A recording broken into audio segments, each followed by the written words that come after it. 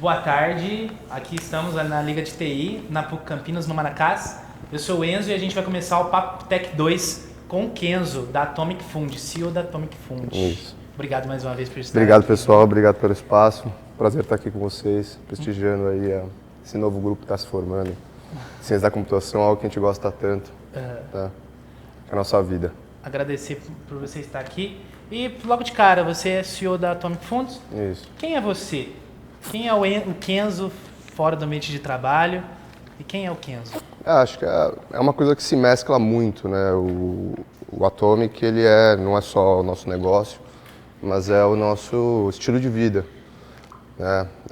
Quando você é empreendedor, eu acho que você quer fazer as coisas do seu jeito e você acaba passando isso para todas as áreas da sua vida, né? A gente tinha uma ideia, a gente acreditava que era melhor do que a gente via por aí, as coisas como funcionavam, a gente falava, esse mercado, a maneira como isso é feito é melhor, é simplesmente melhor, então, só que vale a pena lutar por isso, trabalhar por isso. E a minha vida ela se mescla totalmente com a dinâmica do mercado, né? Então, o como o mercado se comporta, o como as mudanças vão acontecendo ao redor, né, dessa tecnologia que, hoje tem ETF, tem um monte de gente, né, interessado, mas nem sempre foi assim, né? Então, acho que a gente colheu muitos frutos de acreditar no negócio muito cedo, quando acho que poucas pessoas viam o valor naquilo. E hoje a gente tem o prazer, né? Eu acho que pode falar que a gente tem o privilégio de trabalhar com isso, né? Tá inserido nisso e com uma representatividade boa, né? Assim, realmente acho que tudo que você for fazer na sua vida você tem que buscar ser o melhor, se dedicar, querer evoluir. Acho que é aquilo que te faz acordar de manhã, você querer resolver um problema, você querer continuar dando sequência às suas ideias. E para nós acho que foi isso, acho que a gente é muito privilegiado e conseguimos, né? Acho que estamos conseguindo, falta assim, sempre vai ter coisa para a gente estar evoluindo e trabalhando, mas acho que a gente está indo, estamos bem, a gente está indo longe assim do que a gente se propôs a fazer. Como você falou, não foi algo do nada, né? Sua caminhada vem por toda a sua vida. Então, Isso. como foi a sua trajetória até o ponto que você está hoje? Eu acho que eu gosto de falar que quando você é empreendedor, talvez você nasce com isso. Eu acho que eu fui assim, quando era pequeno, eu vi que era moda comer aquele melzinho, aquele saquinho de, sabe, de mel que você chupa mel. Todo mundo era louco naquilo. Aí eu saí mais cedo, economizei um dinheiro, saí mais cedo, na hora que tocou o recreio eu já saí correndo, cheguei na barraca da mulher que vendia, comprei tudo, sentei na frente da barraca e falei, olha, todo mundo que vier pedir um melzinho, fala pra vir comprar comigo. E aí eu já vendia mais caro o melzinho pra galera que vinha comprar. E vários amigos na escola, eu posso ser seu sócio, né, querendo já vir. Acho que é isso, mas, né, acho que hoje é uma coisa mais... Antigamente, ou até hoje, né, seus pais falam, não, entre numa boa faculdade, faça um bom curso, trabalhe numa boa empresa, é meio que a mentalidade de você ser o empregado, né? E se você pensa diferente, você é louco, você vive no mundo da lua, você, sabe, etc. Só que aí é aquele ponto, né, de você convergir, você provar que você estava certo, com atitudes, com ações, com a sua caminhada, e você de fato, você é só um cabeça de vento e, na verdade, você não tinha comprometimento com nada e era melhor para você ter sido funcionário, entendeu? No final. Então acho que é um pouco disso, né? E aí, assim, quando eu fui mais... Tinha duas coisas que eu gostava de fazer. Eu não fiz faculdade, né? Nunca tive paciência para fazer, a verdade é essa.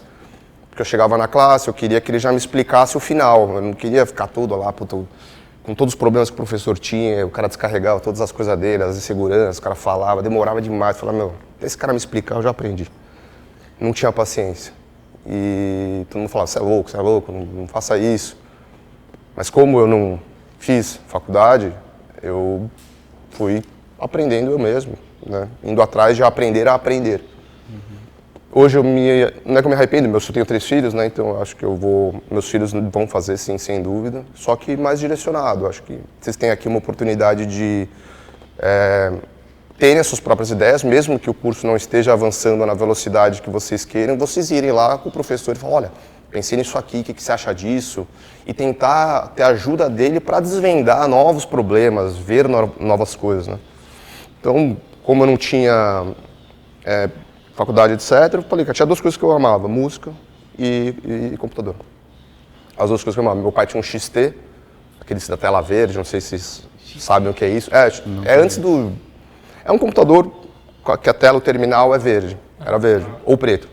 Aí depois evoluiu, veio o 286, 386, 486, aí o Pentium 1, 2, 3, 4, e agora você vê aí quad-core, etc., tem várias outras máquinas. Ele tinha esse XT, e no XT para você brincar no computador era tudo, CD, espaço, não sei o quê, pum, barra, ponto, EZ, dir, barra P, W, né? Era todo, você tinha que entrar no programa, na pasta, tinha todo esse conceito, né, que eu acho que aprendi cedo. E aí eu fui nessa direção, eu falei, cara, eu preciso dar um jeito de ganhar dinheiro do meu quarto. Caraca. Né? Não posso, vou sair, procurar, pegar o ônibus, não tem como, tem que dar um jeito de ganhar dinheiro daqui. E a internet já estava acontecendo. E acho que a primeira ideia que eu tive, que eu falei, essa ideia aqui não sabia se era boa ou não, foi uma que era pagamento com reconhecimento facial. Acho que era como 2012, 2011. Bem cedo. 2010, 2009. É longo. Aí tive essa ideia, cara, e assim, em 2 semanas a gente captou 10 milhões de reais. A PayPal estava no Brasil, tinha acabado de entrar, a gente fez o piloto com a PayPal. E aí eu fui nomeado naquele MIT, inovadores abaixo de 35 anos. Eu falei, acho que eu tenho umas ideias boas, não tô tão louco, não vou virar o cara lá que, cabeça de vento. Eu falei, não, bom, vamos continuar. Só que eu tive uma briga societária, foi triste, eu era um grande amigo meu, etc, na época. Acho que subiu na cabeça dele, ele ficou deslumbrado com a ideia. E aí eu abri mão. De tudo, saí falando, não queria conflito, não queria briga, não queria nada. Ficou louco. Foi uma grande lição de sociedade, parceria, amigos, quem que você escolhe para o negócio, como você monta o seu time, entender os modelos de empresa que tem, SA, limitada, ou como você vai, levar isso e como você lida com os investidores, a captação, quanto de share você vai dar. Ao longo disso, eu tive o prazer de conhecer um cara que era do fundo israelense, que tinha investido no Waze, e ele falou para mim, seu business é muito legal, bababá, mas eu não vou investir porque na hora que essas empresas verem o tamanho da boleta que elas estão pagando no mensal para você, depois eu mudei para autenticação de processos. E uma das empresas que eu consegui foi uma empresa suíça que era de telemedicina. Então, para validar o paciente que tinha que reconhecer o rosto, é ele mesmo, ok, faz o procedimento. E esse negócio de telemedicina foi uma grande conquista, eu fui evoluindo, porque queriam proibir telemedicina, porque isso ia tirar muito poder, aquela briga política, etc. E aí eu errei 2 coisas. Errei o modelo de cobrança, de como cobrar muito barato. Porque o cara falou, a gente vai ter aqui 200 mil transações por mês. Falei, legal. Eu pensei e falei, só que eu consigo manter de pé, não vou onerar, não vai doer para ele. E a gente consegue usar isso como case e pegar outros clientes. Bem muito barato. Né? E aí, quando veio esse cara, ele falou, esse cara na hora que chegar num determinado tamanho do valor, ele vai estar economizando, ele vai ter o departamento de R&D lá, Research Development, ele vai fazer e tem essa fragilidade. Mas me explica um negócio, como é que eu faço dinheiro sem ter dinheiro? Eu fiquei olhando pra cara dele, voltei pra casa, baleado, fiquei triste, né, porque tomei muito soco dele durante a reunião. Foi bom, mas ele falou isso. E aí, na sequência, eu fui trabalhar, a gente teve uma outra ideia, que era a questão do bidólar, que era do pagamento, conectar o sistema com as corretoras e vender, fazer todo o processo inicial para o cliente e vender dólar, euro, libra, etc., para o cliente final. Era um mercado grande, então nesse processo eu já tinha aprendido muita coisa. Eu já tinha aprendido sobre as verticais, sobre entrar em mercados gigantescos, bilionários, sobre as participações que você pode ter em cada um, sobre vários, sobre saber cobrar direito, valor, etc. E aí nessa foi, mas fica aquela pergunta, os caras são as corretoras, são gigantes, vendem bilhões, você acha que eles vão querer plugar nosso sistema?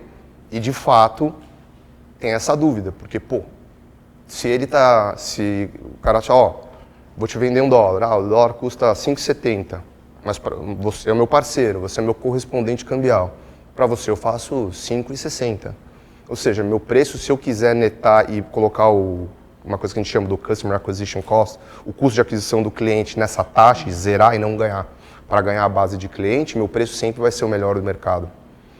Então, nesse hack, né, que de fato é o que todo mundo quer, o popcorn time, e todo mundo quer o pulo do gato.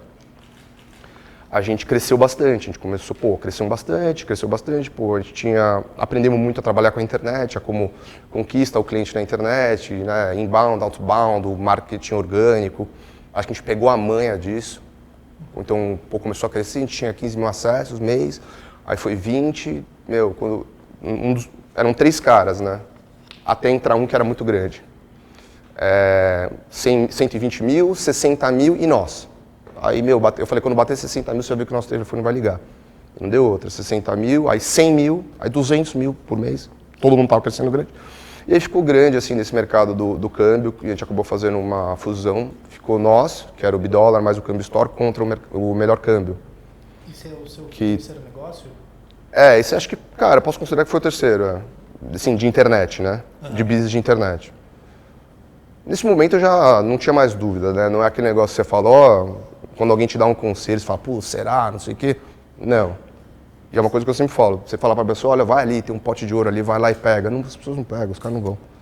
O nego é cético, desconfia, etc. É um pouco desse negócio, sabe, do dogma, de acreditar, de não acreditar, Então, aí nesse terceiro, a gente começou a movimentar, sei lá, bastante, né? Sei lá, dezenas de milhões e tal, em processamento, mas a taxa era muito pequena. Então era um business que ele parava de pé, ele dava um dinheiro, mas não era uma coisa assim... Não tinha que ficar rico, mas puta, ia demorar. Não é um negócio que ia ficar muito rico muito rápido. Depois que você pegou a manha, depois que você masterizou aquele processo, entendeu? Tem alguns trabalhos que se você masteriza o processo, você ganha bilhões, né? O Neymar, o outro cara, o cara é campeão, No final, acho que é sempre isso, você tem que pousar a melhor manobra. Se você acertar a melhor manobra na passada, campeão.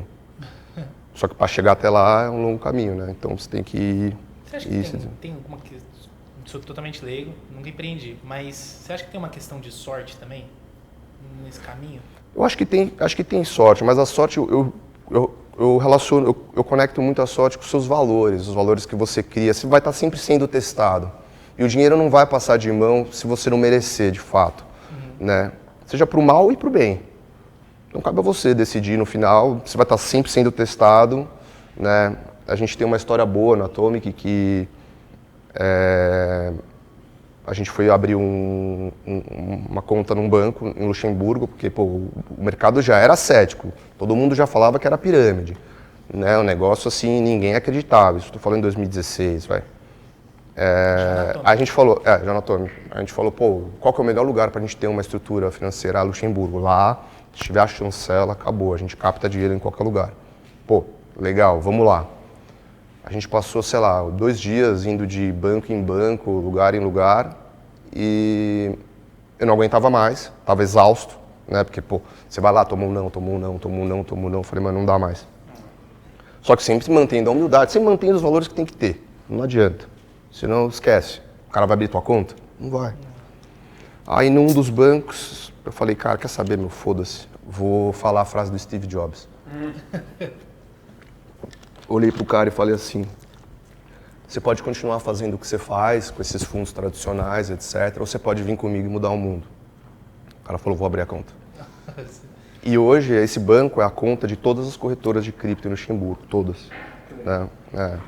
Então foi uma coisa assim, bem desbravando. A gente teve essa oportunidade, a gente não sabia se na época ia dar certo ou não. A gente já tinha coisas muito boas rodando, né? Então acho que foi isso, assim, uma parte dessa pergunta, acho que é isso. Cara, que legal. Bom, entrando mais na Atomic, né? Enfim, você passou por vários negócios já. E, cara, tua carreira é brilhante, todo mundo aqui já ficou sabendo de você um pouquinho antes da nossa conversa. Legal. Mas na Atomic em si, cara, você que é um market maker no mercado. Explica para o pessoal o que seria isso. O que é um market maker? Tipo, alguém sabe o que é um formador de mercado, um market maker? Alguém aqui sabe? Acho que não.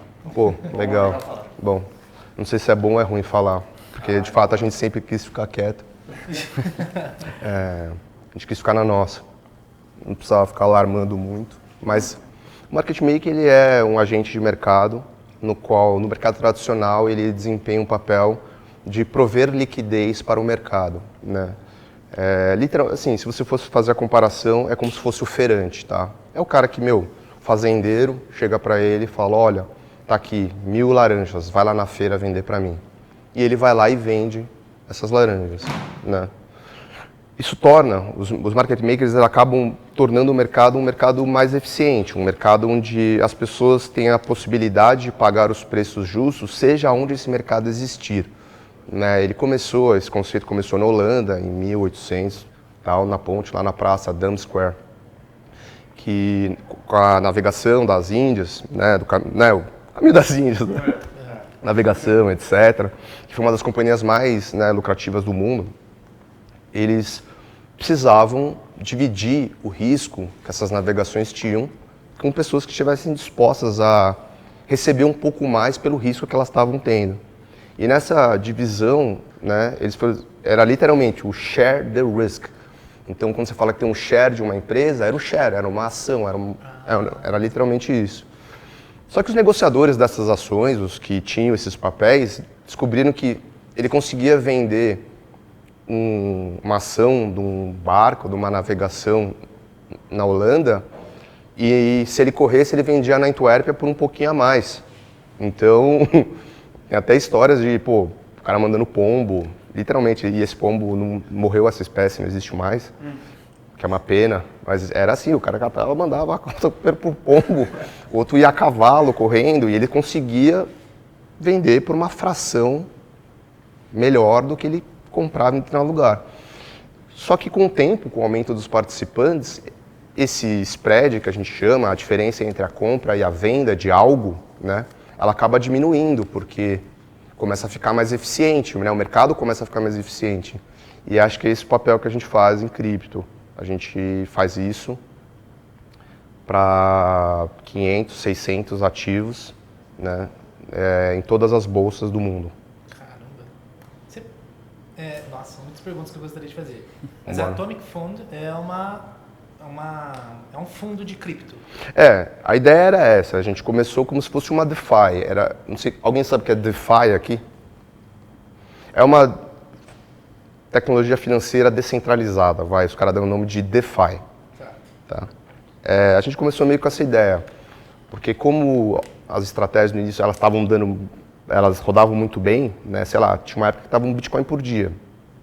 A gente falou, o nome tem Atomic Fund, porque, com uma pequena partícula a gente faz um grande impacto. Então a gente tinha uma wallet, que a custódia era na Coinbase. O Léo, o CTO, ele tá ali, ele que fez o wrapper da Coinbase em Ruby, se vocês entrarem e verem lá, foi ele que fez. E a Coinbase aceitou o commit dele. A gente depositava o Bitcoin, rodava as estratégias, uma vez por dia tinha um smart contract que a gente chamava de Proof of Existence, desculpa. Ele pegava todas as bolsas onde a gente tinha dinheiro, calculava a cota e publicava no blockchain, no Ethereum. Então, toda a auditoria era toda já descentralizada e tinha wallet, tinha saque, depósito, tudo. Só que aí o mercado quebrou, o mercado foi para, 17 mil, 20 mil e caiu, né? Caiu, 70%. Aí, ninguém queria botar o dinheiro. Na hora que a gente estava pronto, ninguém queria botar o dinheiro. E ao longo do caminho a gente foi descobrindo que as estratégias que a gente queria rodar também a gente não queria dividir o dinheiro com ninguém no final, porque também não dava, entendeu? Dava para nós só. Então a gente foi rodar proprietário, que a gente chama de prop trading, prop shop, né? A gente rodou proprietário na estratégia. Só que conforme o mercado foi se desenvolvendo, a gente já estava nesse mercado, a gente já estava fazendo isso, e os volumes começaram a ser relevantes para o Brasil, começaram a ser relevantes para a América Latina, etc. Começaram a crescer. Né? Então, como não tinha ninguém estava acreditando, e a gente acreditava demais, aquilo foi fazendo com que a gente tomasse participação de mercado, tomasse share, até o ponto da gente ser o maior provedor de liquidez em cripto Latam. Né? Sei lá, cada 10 bitcoins par BRL, 40% a gente faz. Que isso. Pensava pra você. Bastante. Quando as coisas estão mal, é mais. Né? Tipo, a contraparte de tudo. Mas quando o mercado fica mais agitado, né, tem mais outros participantes, etc. Tal. E a gente também tem nossos limites de risco, o quanto a gente quer estar dando liquidez ou não, inserido ou não. Querendo ou não, é cripto, então a gente acredita nas bolsas, mas não acredita cegamente. Então, se vocês tiverem um dinheiro em qualquer bolsa, fiquem sempre atentos aí com qualquer movimento de mercado. Fez dinheiro, saca, não fica vacilando. Kenzo, acho que vale a pena perguntar para você, o que é uma criptomoeda? Cara, uma criptomoeda é um dinheiro digital no qual a forma como esse sistema é feito, ele gera incentivo entre todos os participantes, né? E ele gera incentivo em todos os participantes, protegendo os participantes sobre alguns valores, né?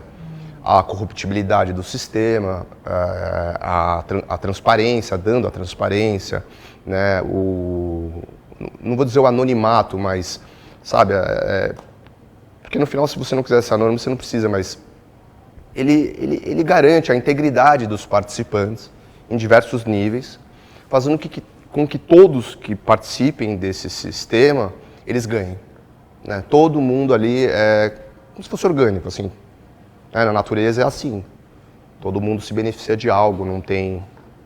Então, é isso. Acho que no início... E aí, através disso, tem uma moeda no qual, né, ela tem uma troca de valor, né, que é necessária para registrar uma interação entre um ser e outro. Não tem jeito, você tem que registrar e através disso tem essa moeda. E aí, no final da história, o que traz a grande massa é a ganância, não tem jeito. É isso. Todo mundo compra para saber que quer subir. Mas acho que para nós, sim, a gente sabia que talvez, né, pudesse subir, tinha um grande potencial, mas não era só isso, não. No final, acho que para acreditar mesmo, tal, você tem que ter algo a mais. Senão, cai 70%, você fala, puta, que bosta, é pirâmide, sai e se fecha. Mas se você entende, de fato, e acredita, né, como as coisas funcionam, etc., que vale, cara, aí o preço é só uma questão de valor na tela, né, e de fato, pô, caiu, na verdade, a vontade era, compra mais. Então você né? tem uma moeda com os valores em volta dela, né? Isso. Servem para transação, né? Servem para transação, isso. E como é que se dá o valor dessa moeda? Por que o Bitcoin é tão alto? Por exemplo, a gente tem essas piadas, né? Claro. 10 anos atrás o cara pagou uma pizza com Bitcoin. Isso. Não, eu acho muito legal isso, porque a gente tem várias métricas lá no business sobre pessoas que fizeram essa pergunta para nós. Né? Bom, lá no começo, né, todo mundo duvidava, então tinha jantar de família, sentava os acadêmicos, os médicos, né, que médico, assim, primeiro vem eles, depois Deus, né. Então, ele sentava e falava assim, Kenzo, eu vou te fazer uma pergunta que talvez só você consiga responder. Aí eu falava, tá, ok. Qual que é o valor do Bitcoin? Isso o Bitcoin, sei lá, valendo $2.000, sei lá, $3.000. Hoje vale quanto? 70 mil? 70 mil dólares, né? Isso.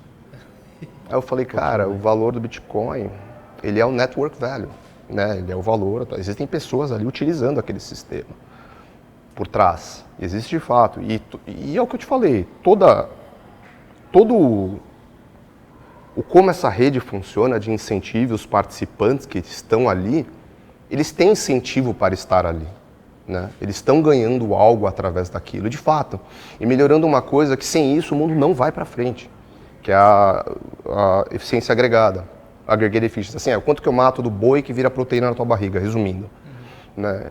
Cara, o nível de intermediação que existe entre uma transação e outra, dependendo, ela inviabiliza qualquer progresso humano, esquece, não tem como. Ah, não, vou proteger aqui a Amazônia. Para o cara chegar, é 1 bilhão para político e diretor de empresa e advogado, e aí sobra 100 milhões para salvar as árvores. É tipo assim, não tem cabimento, entendeu? Só que através dessa tecnologia é possível, e não só possível, ela é possível, ela garante, ela é incorruptível, ninguém pode alterar. Então, esquece, sem isso não tem como o mundo ir para frente, não tem como a internet ir para frente, né? Então o valor disso, de fato, ele ainda não está transcrito no que está lá, no preço, porque é muito maior. A gente nem chegou ainda na total verticalização robótica, ou o que for, nem chegamos nisso. Na hora que isso chegar, vai ser uma disparidade enorme entre tecnologia e o resto. Vai ser uma coisa assim, é até triste de dizer, mas é isso. Então, é o valor da rede, né? Tem várias formas de você medir. Tem a lei de Metcalfe lá, tem o Network Value, tem o custo por transação, que hoje você já vê, tem o Total Value Locked, o total que tem investido dentro do sistema. E isso, o valor que tem lá que você vê, não é todo o valor, porque se você for colocar todo o valor, que são as fábricas, as máquinas para minerar, os engenheiros desenvolvendo os chips, e toda essa evolução que você vê da NVIDIA, não sei se vocês estão acompanhando, a NVIDIA, a AMD, todo esse crescimento, etc., é tudo ao redor disso. É tudo ao redor disso. E o próprio sistema, né, o próprio desenvolvimento disso faz com que também a sociedade vá para frente, porque todo mundo quer minerar o negócio de uma forma mais eficiente e melhor. E com isso vão se desenvolvendo novas ideias, novos modelos químicos, físicos, os caras vão testando todo tipo de coisa para atingir aquele objetivo e aquilo vai levando a sociedade para frente no final. Acho que é melhor do que pior, acho que traz mais benefício do que menos. Hoje você vê uma mulher no meio do nada ali com o celular, pelo menos ela tem acesso à informação, à cultura, e isso muda a vida. Então, no final, acho que traz mais benefício do que prejuízo. Tem razão. Kenzo, só uma pergunta para a gente definir os conceitos. O que é uma blockchain e que relação que ela tem com o cripto? A blockchain ela é o sistema por trás, né, da moeda. A moeda ela serve para, né, realizar as transações. Uma blockchain ela nada mais é do que um banco de dados em vários computadores. Como se fosse um torrent. Alguém aqui sabe o que é torrent? Acho que aí todo mundo. Então, é isso, né? Torrent Torrent para ver um filme que saiu no cinema, é isso. Tentei baixar o do Venom essa semana para meus filhos, não consegui. Então, cara, se deu origem através disso, né? Não sei se vocês já viram o Pirate Bay, o documentário AFK, Pirate Bay. A gente gostava muito dessa ideia, porque, o site mais acessado do mundo e tudo rodava dentro de um servidor, numa caverninha, não tinha nem escritório, nem nada. A gente sempre teve essa ideia de ter uma empresa, 99% de mar, super limpa e tudo funciona online. E, sabe, sem lugar físico. Veio a pandemia, a gente falou, a gente está completamente preparado, a gente já vivia assim, né? Hoje a gente tem escritório, é mais um luxo, a gente gosta de ir lá, tal, bacana, um dia, se vocês quiserem visitar, estão convidados. Mas é isso. Então, pensa num monte de banco de dados em vários computadores, onde eles vão replicando a mesma informação entre todos eles, né, e vão, literalmente, performando cálculos para que eles consigam realizar uma tarefa. Essa tarefa garante a validação das transações, né, sobre esse livro contábil em todos esses computadores, garantindo assim a integridade impossível porque como isso já está espalhado em milhares, né, centenas de milhares de computadores e máquinas, então fica difícil de você destruir isso. E hoje já tem em satélite, já é impossível destruir o Bitcoin. Como você sabe... Impossível assim, não sei, né, tem o computador quântico e tal, mas é outro papo. A energia infinita. Que isso. Fala. Não, é sobre blockchain, né, mais dentro do assunto, né, porque eu acho deslumbrante, você já conhece, já sabe a minha opinião sobre isso. Sim. Mas se fosse usar um conceito de blockchain para conhecer todo mundo aqui, por que eles devem conhecer sobre blockchain? Sobre o termo? Primeiro, isso aqui não é um conselho financeiro, né? Bababá, dá disclaimer aí pra galera. Então, eu acho que é um sistema deflacionário, né? Existem 21 milhões. A gente está vivendo numa época no mundo onde totalmente insegurança em todos os níveis, né? Político, econômico, etc. Quando você tem uma propriedade, né? Nenhuma propriedade de fato é única, se você for parar para analisar, né? Hoje mesmo, vou comprar aqui um imóvel. Esse aqui é um imóvel único, nessa rua aqui única, isso aqui é único, tal. A quantidade de reclaimed land, que é terra feita em cima do oceano, hoje é uma coisa absurda. Miami está crescendo de uma forma que não dá para acreditar. Ou seja, muitas pessoas pagaram acreditando que ia ter a casa na ilha dele, ia valer pra caramba. Em X tempo os caras subiram uma outra casa do lado, acabou, não tem, né? Não, teve um problema político, etc. O governo foi lá e confiscou o teu imóvel. De fato que ele pode fazer isso. Cara, não é seu, né? Então, ou seja, você não tem a propriedade né? Meus filhos sempre brigam, eu quero esse boneco, eu quero isso daqui e tal. Eu falo, filho, não é chato emprestar, não é chato. É isso, filho, propriedade privada, não empresta. Então pronto. Ou seja, cara, tem certas coisas que você tem que defender, a sua integridade. Você não vai ficar dividindo algumas coisas com todo mundo. Né? Tem certas coisas que sim, é nobre você fazer. Né? Outras coisas, né, não tem como você dividir. Eu não gosto de dividir minha mulher com ninguém. Né? Então, tem certas coisas que você tem que garantir a integridade desta propriedade. Né? E o Bitcoin, o blockchain, as criptos, etc., quando elas são suas, cara, ninguém tira de você. E nem te matando, se quiser, não tira. Né? Não tem. Ela é transferível, né? Você pode transferir ela para qualquer lugar do mundo. Né? Imagina para todo mundo na Venezuela, ou algum lugar acontecer um problema, o cara quer ir embora, etc. O cara estava lá na Síria ou em Israel, teve a guerra, caiu a bomba, o cara perdeu tudo, perdeu a casa. Cara, no limite ele não tem mais nada, o cara demorou a vida inteira. Tudo acabou em 50 anos, 100 anos para construir a barraquinha, o negocinho que ele tinha. Em um segundo ele perdeu, o cara não tem absolutamente mais nada, acabou. Né? Então isso daí, só isso de você conseguir garantir a tua propriedade, eu acho que é um valor enorme. Você vai conseguir segurar isso, transferir. E essas coisas são difíceis de perder. O que você vê na tela, a volatilidade, o preço, é uma coisa assim muito irreal, porque esse sistema está funcionando 24 horas, 365 dias no ano. Não tem presidente, não tem empresa, não tem funcionário, não tem nada. Ele está funcionando totalmente autônomo, está todo mundo usando sem parar e não está dando pau. Esquece. Você me fala, teve a crise, não sei se vocês viram, tem o circuit break, a bolsa para, você não sabe se funciona, você não sabe quem vai ter bailout, quem vai ser pago, quem não vai ser, etc. A gente está falando de um negócio que, está funcionando 24 horas, não quebrou, está sempre, total disponibilidade e resiliência, né, de sistema, esquece, não tem. É a coisa mais evoluída, assim. O cara que fez tinha que ganhar prêmio Nobel sobre isso, porque realmente é o jeito que o mundo deveria ser. Eu acredito nisso. Acho que o mundo tinha que ser meio baseado nisso. Então você acha que daqui pra frente não tem mais volta? Blockchain, Bitcoin vai ser a próxima coisa assim que vai ficar? Eu não sei se é a moeda que vai ser corrente, eu acho que não, né? Pelas próprias características, pela questão da velocidade do dinheiro, do money velocity, etc. De fato, o Bitcoin não pode ser tão rápido. Quando o dinheiro ele ganha muito velocidade, ele pode ser impactado sobre as irracionalidades humanas. Então imagina se tudo fosse muito rápido. O valor poderia chegar num valor onde a descrença sobre o sistema poderia chegar num nível, né, crítico. Só ia sobrar gente comprando, né? Não ia dar. Mas eu tenho certeza, assim, antigamente eu falava, será? Não, hoje é assim, é uma coisa, é um fato, né? Doa quem doer, mas como moeda corrente e tal, eu acredito que vão continuar tendo várias, as stablecoins, outras moedas. No limite das coisas, acho que todo mundo vai ter a sua própria moeda, vai ser uma interface tua com o mundo.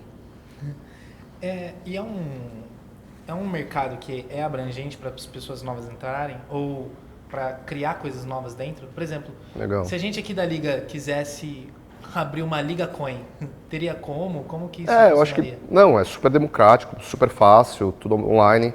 Tem um cara que foi o primeiro cara que inventou sistema eletrônico para execução de trading.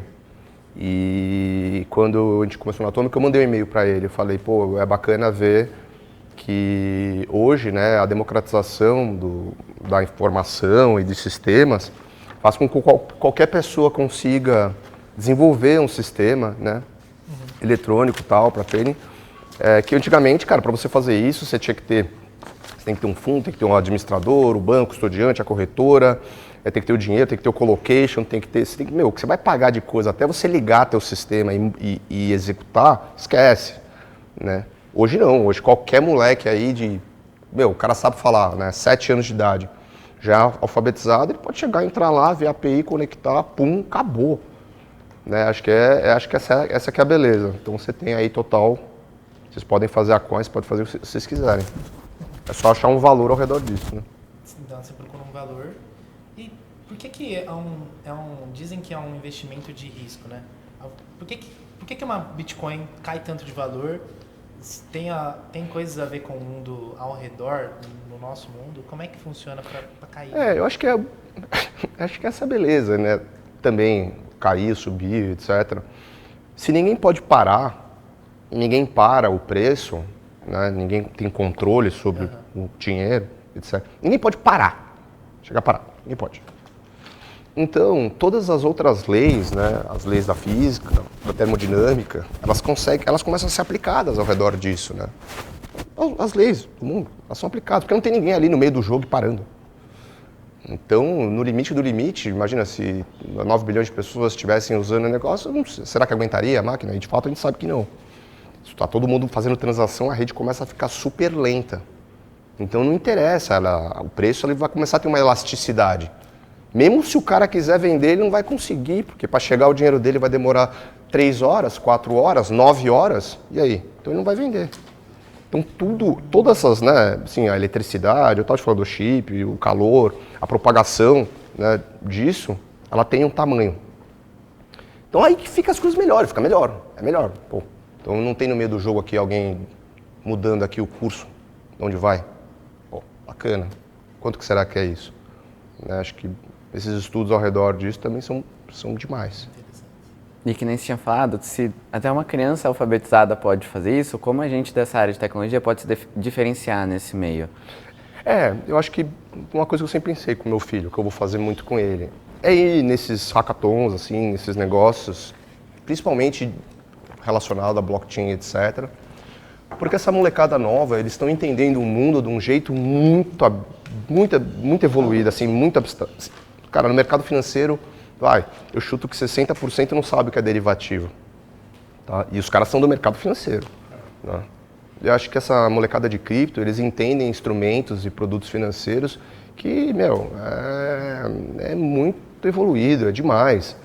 Assim, sabe, eu vou numa DeFi, eu tomo uma dívida a 1%, eu entro aqui numa outra, eu faço um staking a 20%, quando a taxa começa a diminuir, aí tem o decay da taxa, eu saco tudo e já roteio para outra blockchain. Tipo, os moleques estão com esse conceito. Tem um moleque novo fazendo esse tipo de operação, carry trade, etc. Que hoje já tem na DeFi rodando 24 horas sem parar, sem ninguém proibir. Ou seja, qual que é o incentivo de um moleque lá? Eu vou abrir a conta na corretora. Pô, você tem que depositar tanto aqui para trabalhar esse tipo de instrumento financeiro. Putz, para operar a opção derivativa aqui eu vou demorar 10 anos. O cara vai para DeFi. Aí lá no DeFi ele tem opção, derivativo, futuro, dívida, empréstimo, o cara tem tudo, né? Então, acho que assim, é o que eu falo. Pô, eu prefiro levar meu filho, né, numa coisa dessa para ele se desenvolver e estar atento já no core. É a história do professor. Chegar lá e falar, aí o cara começa, não, veja aqui, a história de não sei o quê. Filho, fala logo. Vamos logo ao assunto. Não, né?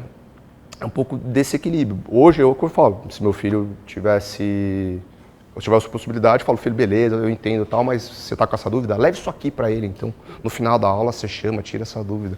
Acho que hoje eu sinto falta disso. Né? Mas é isso, quer se destacar nessa carreira, tenha curiosidade, tenha interesse de verdade em saber como as coisas funcionam. Você vai ver que, em menos de uma semana você vai conseguir aprender uma quantidade de coisas assim que você vai ficar super desafiado e motivado para estar evoluindo e, cara, participar de movimentos que você se identifique no meio dessa blockchain, né, da blockchain, porque tem vários caminhos. Tem os maximalistas, tem os proof of work, proof of stake, tem vários tipos de grupos ali no meio, no qual você pode acabar defendendo um deles e lutar por aquilo. Eu acho que é isso. Nessa área, eu sinto que o conhecimento ele não é muito distribuído. Então, por exemplo, eu, sinceramente, não sabia o que era uma blockchain, até o Pedro aqui me falar o que é. Ou o que é uma criptomoeda, até você me explicar melhor o que é uma criptomoeda. Como é que você acha que nesse sistema que a gente está, a gente deveria aprender autodidata? Tem que ser algo mais... A gente tem que ir atrás para aprender? Eu sempre fui assim, né? Eu fui atrás porque eu era curioso, eu queria saber como as coisas funcionavam. Eu acho que dependendo de onde você está, o ambiente que você está, esse é o único jeito, tá? Não tem outra maneira, porque pô, né, ao meu redor, a maioria das pessoas não acreditavam. Nós trabalhando no negócio, assim, a avó do Léo, que não só está aqui, chamava a gente de bicho trouxa. Então, meu avô sempre falava para mim, falava assim, computador, isso aqui é coisa de empresário, você não precisa disso. Falava, ou seja, eu sou do ambiente onde eu tive, sabe, resistência ali sobre o que eu queria fazer. Mas talvez no final, acho que é um pouco disso, sabe? Se você chega para a pessoa e fala, não, vai, tô te incentivando, talvez ela desista. Mas se você cria, se ela quer mesmo, ela passa por cima de qualquer, né, qualquer preconceito, qualquer negócio. Então, acho que é isso, tem que buscar as informações você mesmo e fazer as perguntas corretas. Essa área tem curso, certificação? Cara, tem gente tentando fazer isso. Eu não sei se eu acredito muito nesses cursos. Você recomenda? Né? Eu acho que vale a pena mais... Não, claro, tem uns que, óbvio, que eu sei que são muito bons, etc. Mas alguns eu acho que tem gente só que não se aproveitar e tal. O cara sabe um pouquinho e já quer falar que sabe, mas na verdade ele nunca viu um sistema, ele nunca minerou uma moeda, ele não sabe como é que funciona o computador. Ele nunca viu de verdade, ele só leu, ele nunca viu. Então acho que assim, ver, pingar, botar a máquina lá, ver, tá vendo isso aqui? Nossa, esquenta esse chip, esquenta isso aqui e tal. Isso aqui é importante, esse descobrimento do negócio, falar, não, eu vi o negócio rodando, eu vi. Né? Porque tem gente que nem se Deus descer da terra, olhar e falar, não acredito em Deus. Tem gente que é assim. Entendeu? Mas não, eu acho que é importante isso e fazer as perguntas certas. No final é isso. Você faça as perguntas certas que no meio do caminho você vai encontrar os seus heróis. E segue eles, cara, porque esses caras são foda. Bom, estamos na área de TI, né? Então tudo que tá dev, né? Creio eu. Qual que seria a porta de entrada para esse mundo? Linguagem, qual que seria a primeira? Acho que todas as linguagens em geral, elas estão sempre querendo resolver os problemas assim, né? Parecidos. A lista, o dicionário, as variáveis ali, as classes, funções, como é que eu vou fazer, que tipo de sistema, como eu passo, como eu otimizo, como eu melhoro, como eu sou mais eficiente, etc. Acho que linguagem de programação, o do Ethereum, que é o Solidity, que o Gavin Wood foi que desenvolveu, esse é um cara fudido também, fez o Polkadot, ele é parecido com o JavaScript, então é meio que parecido ali, são as funções, tal, trato o erro, tem ali o negócio. Mas como é que eu interajo com isso? Interajo com a blockchain, que é o banco de dados. Ao invés de você usar um SQL, não sei o que, usa a blockchain. Entendi.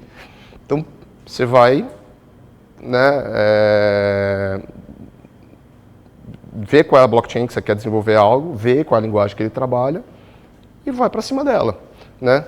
Mas, assim, eu acredito que cada linguagem faz uma coisa muito bem feita. Né? Não vou matar uma formiga com um canhão. Então, quero fazer um site, usa esse aqui, vou fazer uma DeFi, melhor essa daqui, tal. Acho que o mais importante é saber, de fato, por que ciências da computação, por que programar, entendeu? Por que isso? Tal. Porque é lindo você entender como isso, né, funciona por trás. Eu acho que entender como funciona a linguagem de programação, como funciona o sistema, é uma forma linda de você valorizar as coisas ao seu redor. Né? Por que eu faço uma classe? Quando que eu faço uma classe? Né? Então, acho que uma coisa que eu sempre fiquei muito atento no meu desenvolvimento aí foi sobre isso, sobre que, quando uma coisa se repete muito no sistema, você tem que criar uma classe para ela. Né? E aí você vai criar essa classe. Nessa classe você tem lá, né, suas variáveis, e cada uma tem seus parâmetros que você vai botar, tal, mas que parâmetros eu vou botar, né? Tem uma hora que essa classe é enorme, ela tá gigantesca, e se tirar ela do sistema, você morre, não funciona, não precisa mais do sistema. Então acho que é isso com as nossas relações também com as pessoas, né? Um amigo, uma mulher, alguém, uma namorada, se repete muito, e você tem que criar uma classe para ela, o que ela é, tua namorada, ela é tua esposa. Né? Como é que você vai descrever ela? Quais são as funções, quais são os métodos que ela tem? Né? Lindos, uma classe linda. Eu acho que isso aí ajuda você muito a discernir as coisas na vida, a compensar, né? Organizar o pensamento, errar menos. Né? Você erra menos, você está estruturado o teu pensamento, você não está pensando, você não está cabeça de vento. Você está lá, tá arquitetado a cabeça. Tá assim, legal. Então, quero fazer isso aqui. Vou nesse nicho. Quem que fez isso aqui? Quem que desenvolveu? Quem inventou? Foi esse cara. Caralho, onde ele mora? Nossa, mora aqui. Legal. Deixa eu ver aqui. O que ele comia, o que ele bebia? Mano, quantas vezes ele estudava por dia? Ele era fissurado? Meu, quem são seus amigos? Meu, tenta descobrir tudo. Ao longo dessa descoberta, você vai falar, caralho, mano, eu sou muito parecido com esse cara. Esse cara é meu amigo. Acho que é isso. Legal. Você falou de Solidity, né? Isso. Quem me apresentou Solidity foi o Pedro e ele falou sobre contratos virtuais. Você pode explicar o que é um contrato virtual? Bom, vamos lá. Uma API, né, você pode chamar ela de contrato, né, uma interface. Então, você vai fazer um programa no qual as pessoas vão consumir a lógica desse programa, certo? Certo. E esse programa vai estar registrando as transações que ele vai estar fazendo na blockchain. Ponto.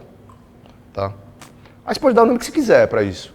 Mas no final é isso. Você está fazendo um programa, botou lá, esse programa faz isso. Ó. Quando eu mando o oi, ele fala tchau. E manda. E grava os 2 pontos. Mandei para esse, falei para esse e tal. Esse programa aqui, quando eu mando o dinheiro, ele espera 24 horas para soltar. Nossa. Mas 24 horas ou baseado numa regra? Ele guarda o dinheiro baseado numa regra. Que regra? Se essas 2 pontas estiverem com o valor aqui 0. Legal. Bum. Menos 10, mais 5, não sei o que, pum, 0, 0. Pá, dinheiro para as pontas. Pá. Legal. Sem ninguém encostar, sem ninguém botar a mão e decidir, não, esse cara não merece o dinheiro, ele tá meio cuzão comigo, eu não vou mandar, não tem isso. Tem a regra que foi estabelecida e tá lá. Então acho que a beleza desses contratos são essas. O combinado não sai caro, sabe isso? Uhum. Então, o combinado não sai caro, tá aqui na blockchain. Usa. Você não consegue tirar... Por exemplo, você foi lá e fez um exame no hospital. Aí o exame deu que você está doente. Só que se você falar que você está doente, você não vai poder viajar numa viagem da faculdade. Aí você foi lá e falsificou o negócio. E aí? Entendeu? Aí já começa. Puta, o cara falsificou, o cara foi doente, aí ele passou, o moleque morreu. Puta. Já começou o castelinho degringolar. No Bitcoin, no blockchain, isso não acontece. Tá lá, tá registrado, não mudou, tá certo. Dá pra ver que você acredita bem nisso, que nem você falou, na incorruptibilidade do sistema, né? Exato. Tem uma regra, a regra é clara, o combinado não sai caro, tá tudo aqui, todo mundo tem incentivo. Não muda a regra no meio do jogo. Legal. Bom, bacana. Cara, a gente falou bastante da sua empresa, a gente falou já do que é a blockchain, entrou em cripto, entrou em contratos, entrou em muita coisa interessante. Agora é um tópico que eu gosto bastante, você gosta bastante, eu sei disso, inovação e empreendedorismo. Certo. Eu queria entrar nesse mercado aqui, cara, e falar contigo sobre as qualidades de um empreendedor nesse mercado cripto. Quais são elas? Quais as necessárias de um cara para entrar no mercado de fato capacitado? Certo. Eu acho que hoje tudo está mudando, sabe? A gente está chegando num ponto que, não sei, mas eu fico até perdido. Com essas meme coins, não sei se vocês estão acompanhando aí. É uma coisa assim, realmente... Acho que é importante cada um, como é que eu posso dizer, né? Se autoconhecer, né? O self-awareness. Você saber quem é você saber quem são os outros. Sim. E entender qual que é o teu skill mesmo. O que você tem de bom que ninguém tem. Né? Ou que você tem muito bom. Isso aqui é teu ponto forte. Teu ponto forte é esse.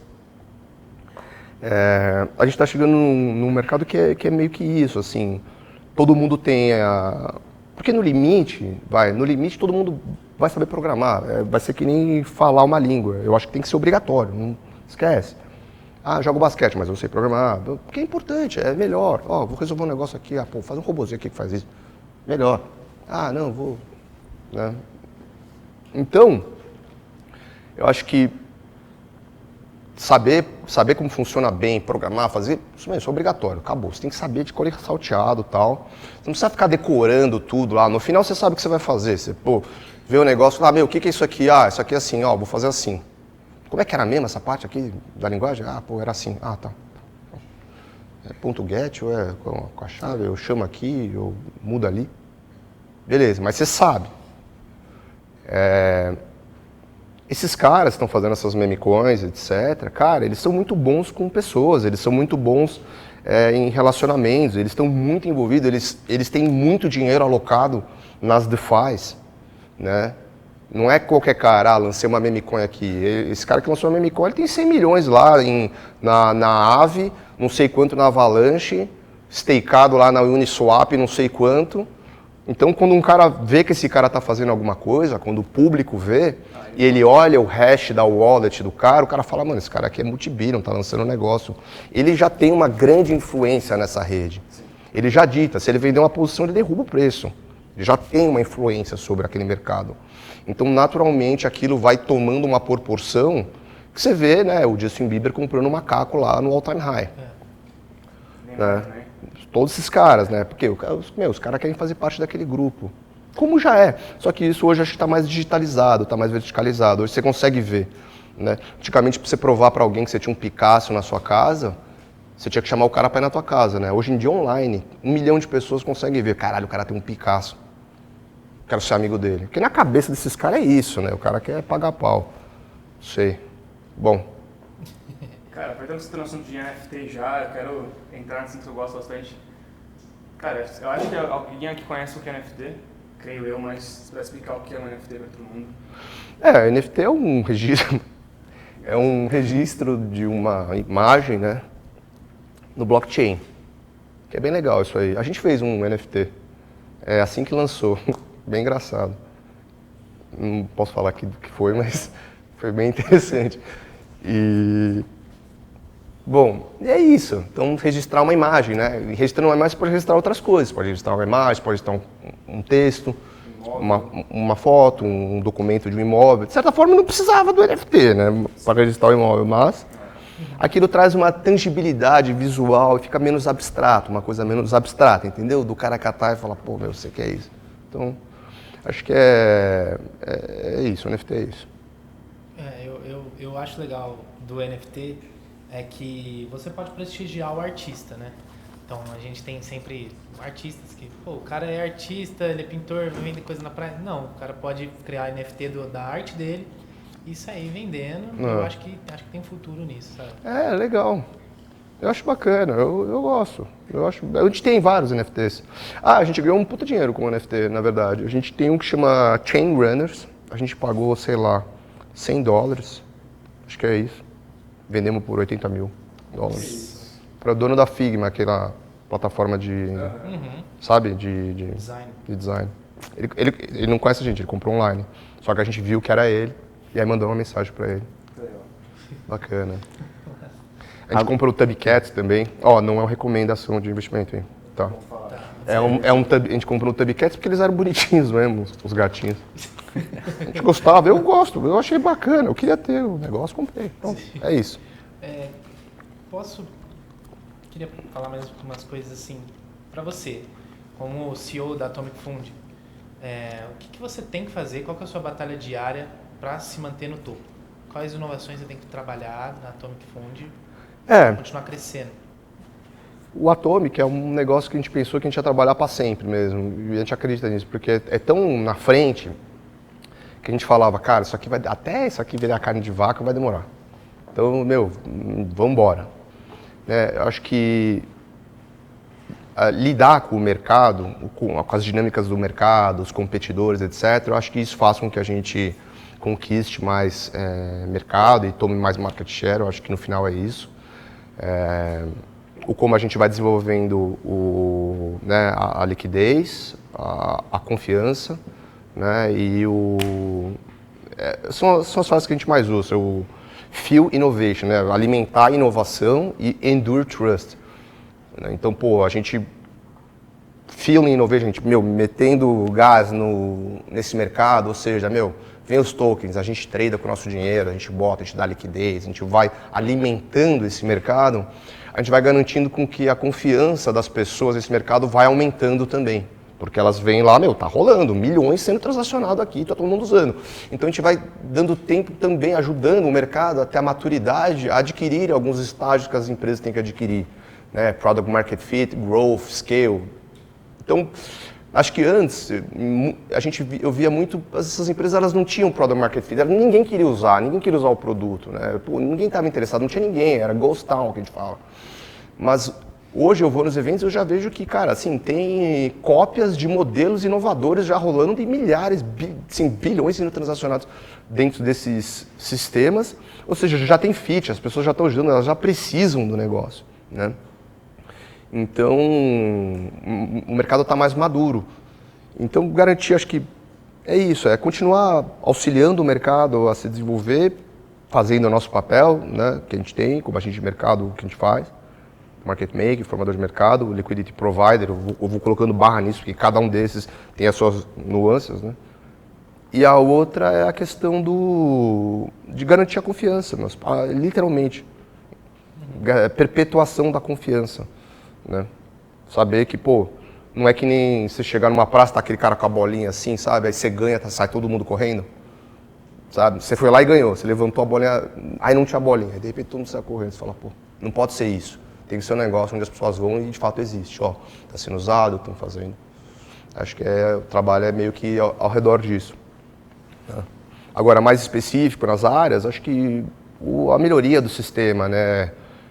Pô, a gente vê AI, etc., ou como a gente se adapta a essa realidade. A gente sempre brincou muito da questão do AI, né? Porque durante um bom tempo era scam, né? Então era o AI in the VR, era o AI dentro do VR, decentralized. Então, tipo, a gente foi investido por um fundo do Silicon Valley lá, chama Boost VC, que é o maior investidor de blockchain que tem, né? Investiu Coinbase, etc. O tataravô do cara foi o primeiro venture capitalista americano. Ele, assim, era meio que sobre isso, sabe? Na época, todo mundo chegava e falava, ó, minha empresa aqui é uma empresa de VR, com AI, com blockchain, tudo misturado, era tudo mentira. Queimou um pouquinho. Alguns, né? Alguns. Mas hoje é verdade, hoje AI é verdade. Então, hoje, tem que ficar atento sobre isso, como essas coisas vão evoluindo. E a gente acredita que, no final, né, quem souber usar bem isso, vai crescer, vai tomar mais market share, e quem não souber vai estagnar. E eu acho que está nessa direção, e acho que do ponto de vista de tecnologia, acho que é isso. Do ponto de vista de business, atento, né, e conquistando novos mercados. Acaba se gerando talvez um estigma em cima do tema, né? Criptomoeda, blockchain, o próprio NFT, né? Acaba se criando um estigma em cima disso.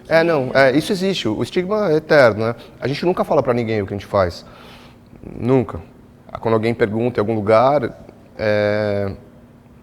a gente fala que trabalha com tecnologia, tal, TI, de TI, tal, acabou. Não? Blockchain, market making, não falamos nada disso, ficamos quietos sempre, cansamos de estigma. Trabalho com Bitcoin, bandido. Então, a gente não fala nunca, porque também ficar explicando, não adianta. Né? Acho que no limite, quando as pessoas querem saber o que você faz, etc., ela quer ver se ela te respeita. E se você não quer se não quer ter o respeito dela ou não, você não precisa nem falar. Tem vezes que eu falo que eu trabalho com faxina de banheiro e tal. Isso me enche o saco e é isso, prefiro.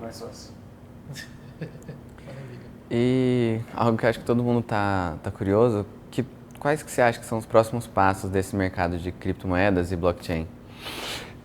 Acho que ele vai conquistar até o último cético, né? Porque tenta pedir um táxi na rua, né? Você não consegue.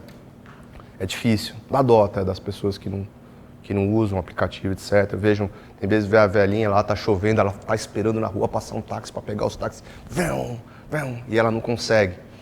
Né? Acho que no limite é isso, né? Assim, ela é o convencimento do mais cético.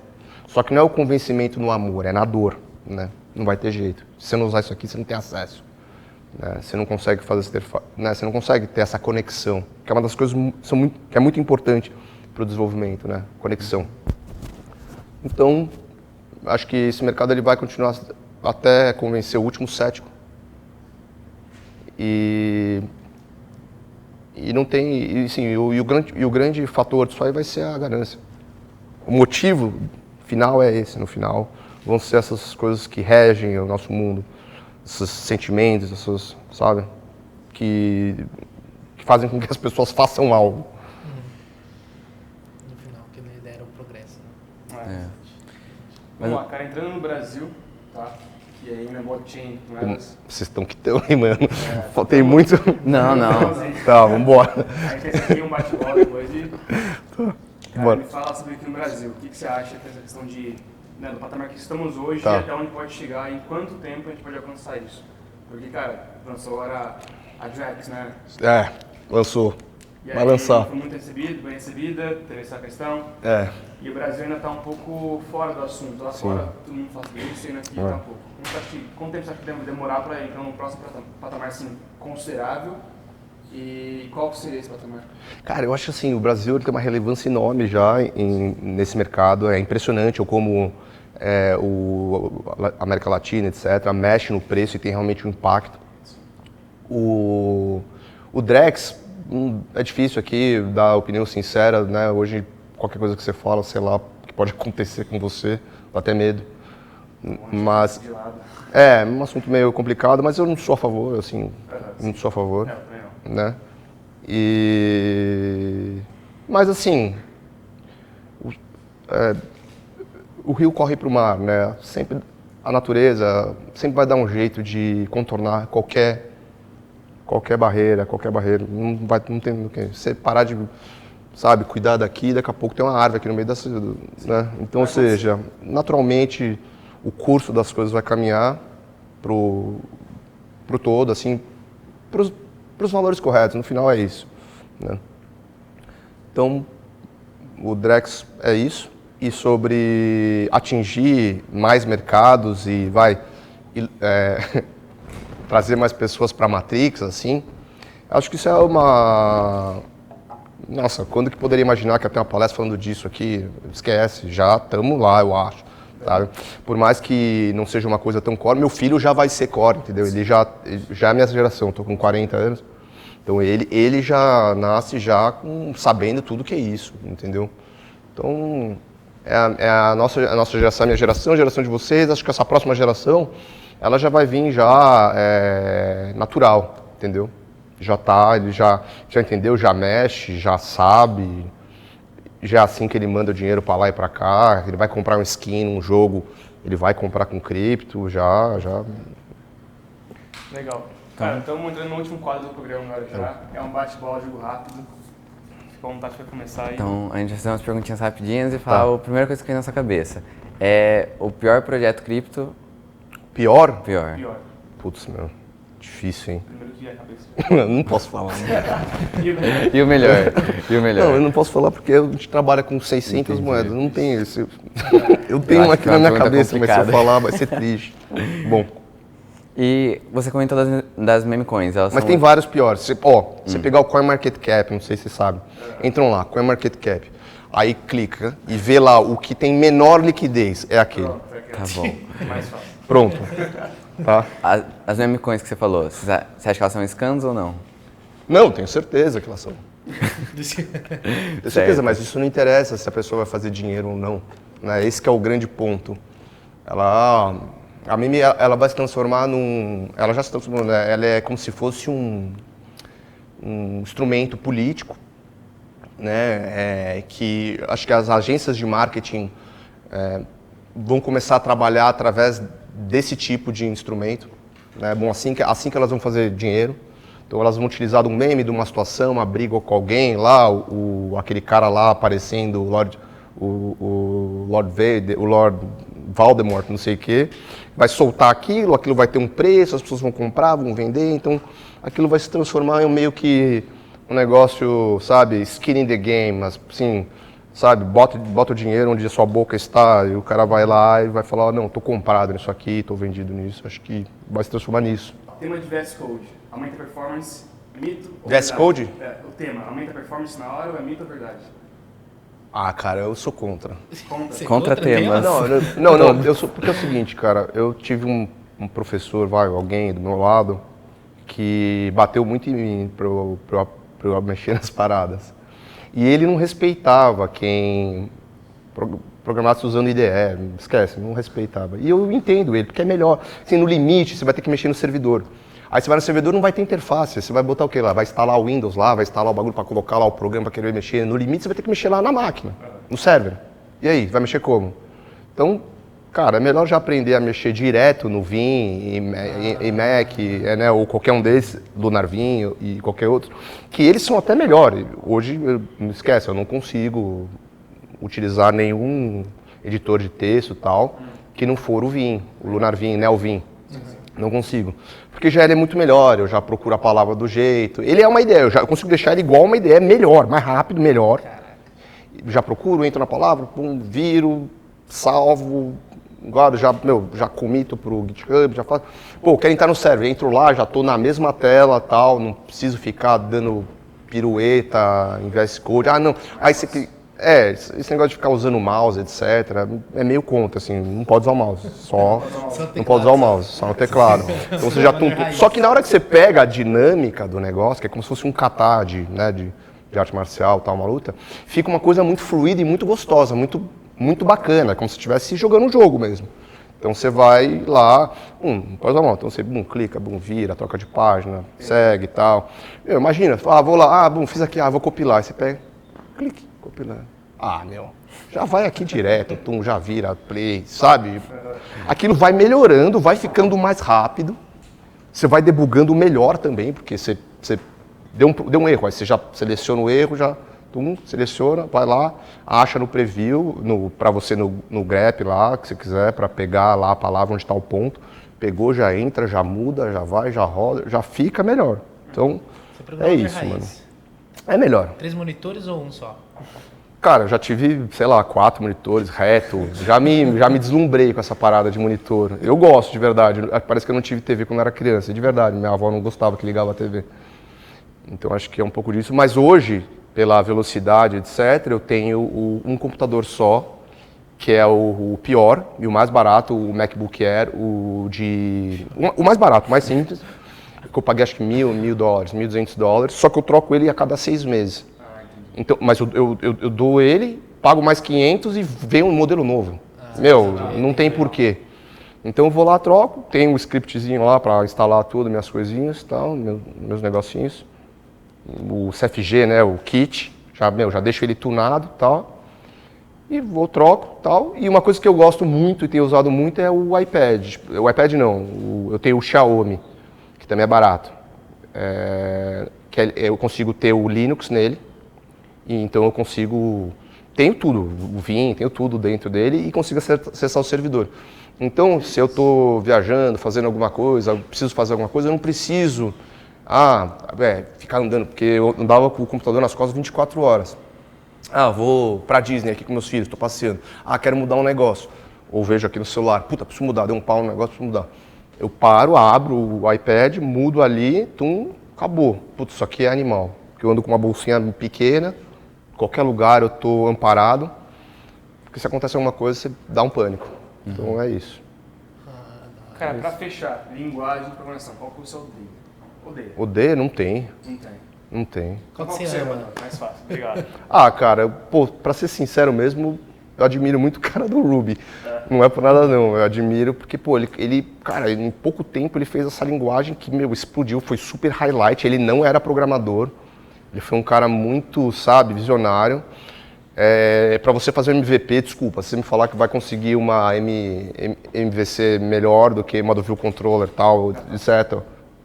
Melhor do que, mais rápido que o Ruby, desculpa. Ela já faz tudo, já compila tudo, já vai. Ou seja, se você precisar fazer um produto muito rápido, ela vai te ajudar, né? Eu acho que é muito bacana. Ela é simples, né? Você pode aprender muita coisa. Eu aprendi no Java, que mais parede para você pegar. Eu gosto dessas aí, TypeScript, etc. São bacanas também. Go, Lang, é uma outra que, acho que é a paulada mesmo, é bom demais.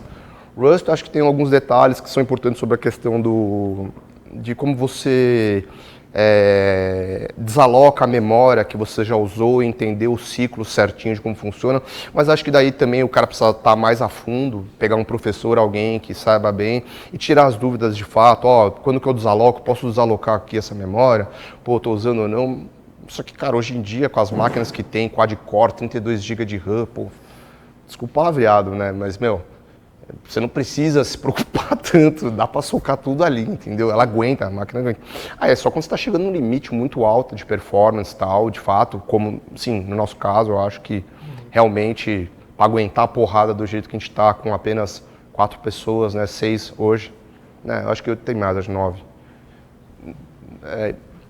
Mas antes, né, você já estava aí com apenas, né, 4, porra.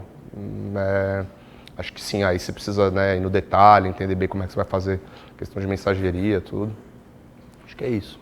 Entendi. Muito obrigado, Kenzo, Obrigado, por nos agraciar aqui. A Liga de TI te agradece por vir. Obrigado a todos por assistirem. Obrigado. Muito obrigado. Obrigado. Valeu, pessoal.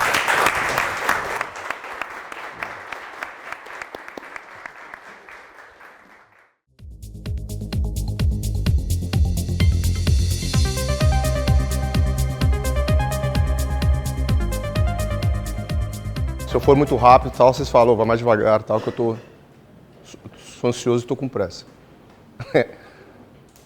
Pode começar? Bom, isso aqui é a nossa apresentação do Atomic institucional. Acho que é importante mostrar um pouco do que a gente faz e falar um pouco do Atomic, porque, né, fazer o marketing aqui. É o Atomic Church, que eu chamo. Bom, a gente começou em 2016, 2015, 2016, e a gente desenvolve algoritmo para trading, no final é isso. Focado nesse tipo de interação com o mercado, que é a questão market making.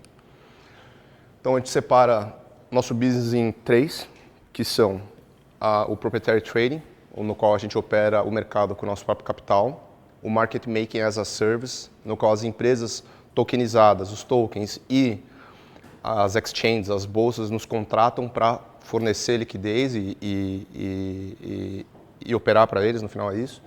E o execution service, então grandes ordens, grandes instituições, o cara tem X, eu tenho 10 milhões aqui, quero comprar em Bitcoin. Em vez dele ir lá ele mesmo comprar, ele pode me contratar para fazer a execução para ele. Por nós estarmos conectados em diversos mercados, a gente consegue ter um preço melhor. Tá? Então, aqui é um pouco dos nossos diferenciais. Né? Tem aqui 70 bolsas. Latam, a gente é o maior market maker. A gente trabalha dentro de todas as regras, né, do mercado e no final é muito importante essa questão da consultoria advisor. A gente educa um pouco os clientes, o mercado, porque muitas vezes esses tokens... Só um minuto, pessoal. Muitas vezes esses tokens, eles têm uma ideia, eles têm um modelo de negócio, mas eles não entendem muito bem sobre a questão de como ele vai criar a disponibilidade do token dele para o mercado. Então a gente auxilia muito.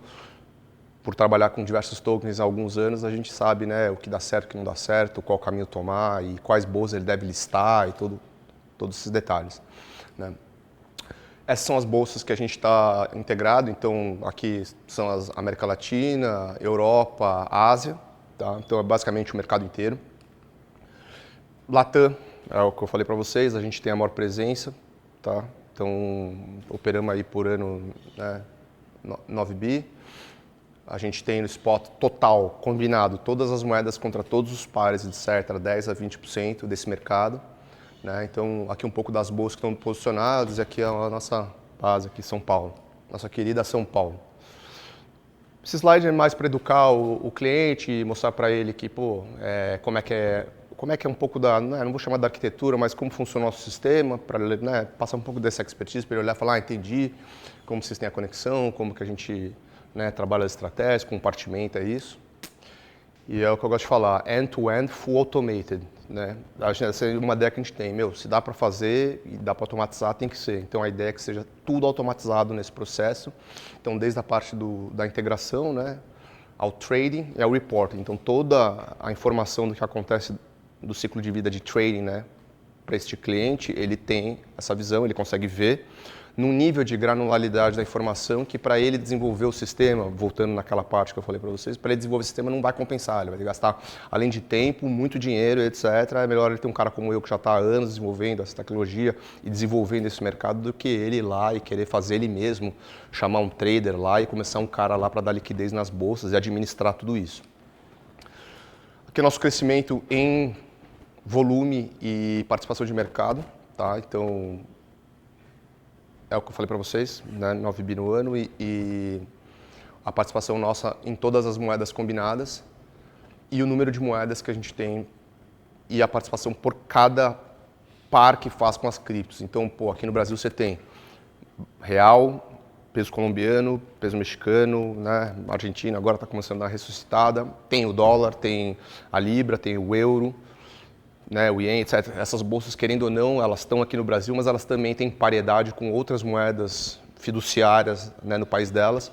Então a gente acaba operando esses mercados também, mas a nossa maior participação, a que a gente é dominante mesmo, são as fiats desses emerging markets que a gente fala, que é o real, peso colombiano, peso mexicano, etc.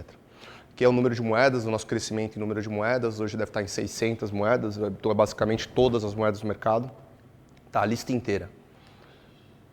Fomos investidos pelo BusVC, foi o fundo de investimento que eu falei para vocês, do Vale do Silício, lá de São Mateus. Quando a gente aplicou para eles, a gente foi para lá, eles chamaram a gente ficou 3 meses. E a gente sempre tem aquela ideia de quando vai para um lugar desse, de que, pô, estamos indo para lá, Silicon Valley, nossa, fudeu. Vai ser só os caras mais tretos, programador mais embaçado, etc, bababá, tal. E no final não foi bem assim. E eu percebi que, pô, brasileiro é foda, meu. Quando a gente quer fazer um negócio, a gente é safo, a gente vai atrás, a gente realmente... E a gente se destacou bem nesse programa que a gente fez e tá lá. A gente viu que dava para competir, viu que dava pra gente, pô, sabe, vencer naquele lugar. Aqui são um pouco das empresas embaixo, eu coloquei a lista com as empresas que eles investiram, então é importante ver, porque, pô, 21 Shares é a gigante, ela faz execução para os ETFs da ARK, não sei se vocês já ouviram falar, mas é importante depois vocês darem uma pesquisada. O Bitcoin Refill, o Bitrefill, Coinbase, né, o Etherscan, ZeroX, né, são Aragon, são empresas que, pô, no primeiro bull de mercado e teve todas essas altcoins, eles foram empresas que se destacaram, que bateram aí 300 milhões, 1 bilhão de market cap. Coinbase é capital aberto, né, a maior empresa que tem, né, regulada, etc, de cripto, de capital aberto, tá? Que são, eventualmente, todo mundo que vem para o Brasil e para a América Latina, quando eles acabam cruzando o nosso caminho. Eles acabam falando, pô, a gente precisa de um market maker, quem a gente contrata. Então, quando eles vão pedindo referência no mercado, naturalmente, eles vão chegando até nós. E a gente teve o prazer aí de dar esse suporte para essas empresas que são gigantes, são players literalmente enormes em questão de modelo de negócio, business, etc. Pô, as empresas financeiras que mais faturam aí no mundo. Então, isso não é pouco difundido, né? Você acaba escutando mais Goldman Sachs, JP Morgan, blá, blá, blá, mas na verdade essas empresas de cripto elas já estão num formato que elas são muito eficientes. Tá. Bom, essa aqui é a apresentação do Atomic. Uma das coisas que a gente sempre, né, eu vou tentando observar e aprender é como as coisas funcionam, como falei, né? Pô, como é que funciona a natureza, como é que é assim, como são os organismos, como eles fazem. Pô, no metrô do Japão, para eles descobrirem como eles iam crescer o metrô, eles utilizaram fungos, né? Eles colocaram lá fungo, via para onde o fungo ia, eles falaram, olha, isso aqui é o melhor caminho para a gente fazer, é o caminho mais natural, vai ser o caminho mais eficiente, imitando a natureza. Acho que é melhor. São milhões de anos de evolução em sistemas complexos, né, em dinâmicas complexas, tal, que, pô, são as coisas que a raça humana ainda está tentando desvendar, tentando entender. Então, acho que observar a natureza e ver como ela funciona, como ela trabalha, é bem bacana. Então, para isso, eu fiz algumas perguntas para responder aqui hoje com vocês. Foi algumas perguntas que são coisas que eu sempre usei quando alguém vinha me perguntar algumas coisas. Eu tinha essas coisas na cabeça e eu falei, cara, eu vou levar isso aqui porque acho que é uma coisa importante para também como que eu vou desenvolver meu sistema, como é que eu vou, né, o que eu faço, como eu faço, que jeito. Então, a primeira pergunta que eu fiz foi essa, né, quais são as espécies mais eficientes do planeta trabalhando juntos? Meu, a gente está falando de redes descentralizadas, etc. Pô, como é que a gente vê aqui quem que é descentralizado e quem que não é na natureza, como esses caras trabalham, como eles fazem? Então, dessas espécies, por ordem de eficiência, a gente tem aqui as formigas, as abelhas, as redes de fungos, os humanos. E aqui no final, depois se vocês pegar a apresentação, vocês vão poder ler esses pequenos detalhes. Eu coloquei tudo aqui dentro para depois, se vocês quiserem ler, vocês podem se aprofundar um pouco mais. Tá? Eu vou acabar pegando só algumas partes.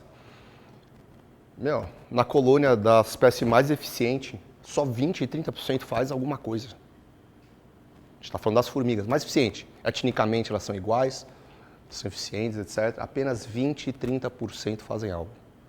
Caramba, uau, né? As abelhas, a mesma coisa. Os fungos, os fungos, 100% da rede micelar é ativa. Os caras chamam isso de Wood Wide Web. 100%. Ele não tem reserva de força de trabalho. 100% da rede desse organismo está cooperando, trabalhando em algo. Depois eu vou mostrar para vocês. E os humanos? Desse aí, ó, 50% a 60% da força de trabalho socioeconômica, dependendo da região. Tem região que menos, região que mais. Ou seja, da espécie mais eficiente até nós, para vocês verem a dinâmica, sempre vai ter um grupo de pessoas que não vai estar querendo fazer nada, não vai fazer nada, não vai contribuir. Tá? Existe centralização na rede mais eficiente de todas, que é a dos fungos, né, desse organismo? Não tem. Os pontos, essa estrutura descentralizada permite notável resiliência e adaptabilidade. Ela é muito adaptável, ela é 100% descentralizada e ela é dividida em 3. Distribuição de recursos, comunicação, crescimento e reparo. Pô, você fica imaginando, uma avenida, né? Uma avenida. Pô, como é que eu administro a avenida? Cara, a gente tem que ser muito bom na distribuição de recursos, como a gente vai alocar esses recursos para que a gente consiga otimizar e construir essa avenida. A comunicação entre todos, para que, quebrou ali, está faltando uma peça, o cara voltou. E a manutenção, né? O crescimento, vamos continuar crescendo e vamos reparando. Então, eu acho que você também pode usar essa analogia também para um sistema que você vai desenvolver, né? Ou como o seu time, né? Pegar algumas características né, dos fungos e utilizar isso na dinâmica, na cultura do teu business.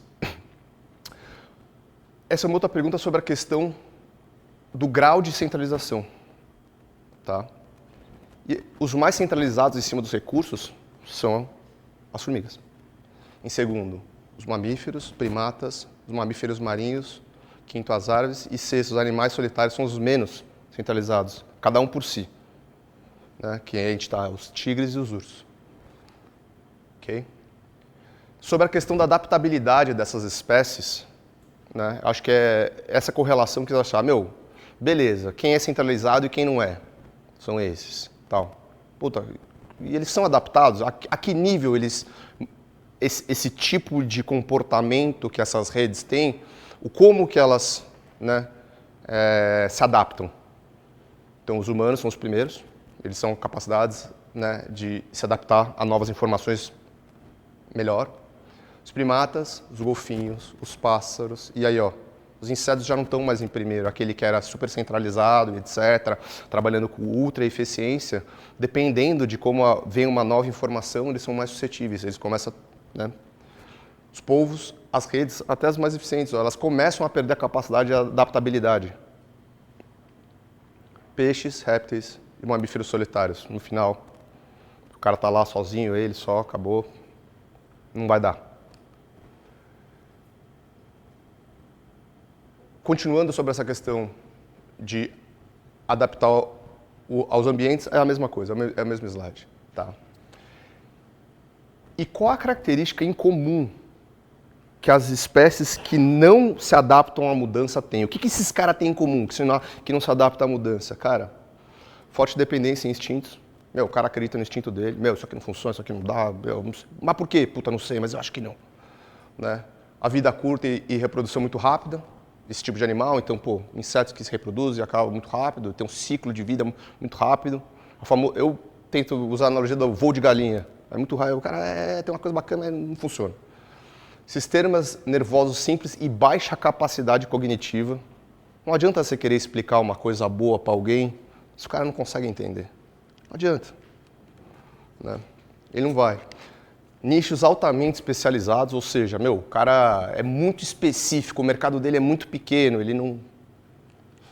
Falta de estrutura social ou comunicação, era um fator em comum que tinha nas outras redes lá, as super eficientes, etc., comunicação.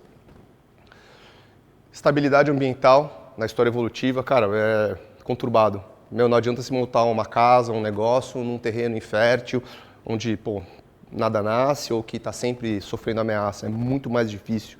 Né? Ou seja, o ambiente que você está é muito importante para que você tenha paz, que você tenha capacidade de se desenvolver.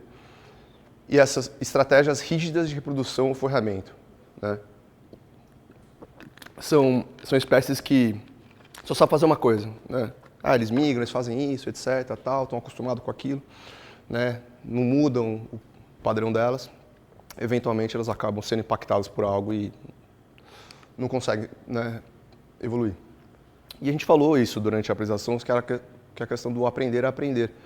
Ou seja, não é só você receber a informação, uma informação nova, aquilo vai mudar, vou me adaptar a uma nova era, o que vai ser a próxima coisa, né? Acho que assim, você acaba ficando muito à mercê e sendo responsivo apenas ao que está acontecendo ao teu redor. E não, de fato, você sendo proativo. Você está criando a nova avenida, você está criando um novo mercado, você está desenvolvendo, né, bem embasado, bem, enfim.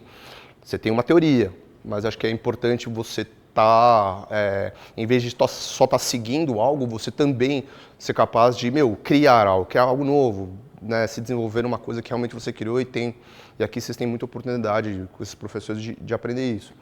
Então, acho que esses são os fatores, né, que eu coloquei para você aprender a aprender. Acho que o número 1 é a curiosidade. Você é uma pessoa curiosa, você está curioso, tô curioso sobre aquilo, quero saber mais, quero saber até o final, quero zerar o jogo. É igual zerar um jogo de videogame, eu quero até o final. Adaptabilidade, flexibilidade, cara, você não pode ser rígido, tem que ser flexível, você tem que ser maleável. A gente falou sobre isso, de reconhecer a você e ao próximo, ou seja, a autoconsciência, a metacognição, você entender quem é quem está ao seu redor, quem sou eu, o que eu faço, onde eu vou, né? Eu acho que isso é uma vida inteira, vai estar sempre evoluindo. Perseverança, eu acho que é o mais importante. Não desiste, velho, não desiste. Mas não está indo, é impossível. Meu filho sempre fala, é impossível, é impossível. Não, nada é impossível. Não é impossível. Continua, persevere, firme, né? Você tem o pensamento crítico, você tem a capacidade de entender o problema. Esse problema é muito grande, eu não consigo. Puta, mas qual parte desse problema eu resolvo? Consigo resolver esse pedacinho aqui, então resolve esse.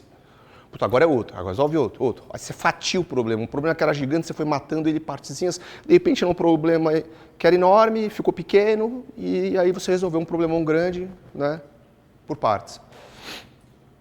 Está aberto à crítica. Acho que isso, daí vem aqueles valores que a gente falou, da questão da humildade. Você tem humildade de, sabe, escutar o outro. Você vê que a pessoa está viajando, está falando as coisas, você não vai ficar, esse cara não sabe nada, está falando um monte de merda.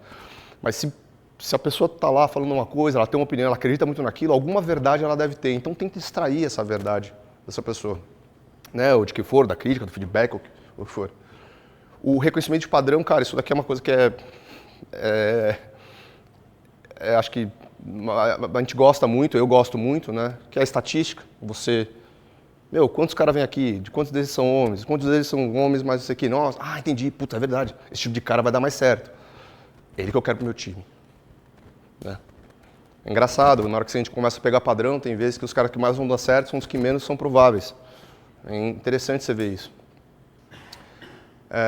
Definição de meta e automotivação. Beleza, estou com esse problema, fiz isso aqui, estou com o time certo, vou chegar lá. Como é que eu faço? Né? Onde eu vou chegar? Essa vai ser a primeira meta. Mano, aqui a gente não morre de fome. Aqui a gente está rico. Tipo isso. Ficar o tempo inteiro pensando naquilo.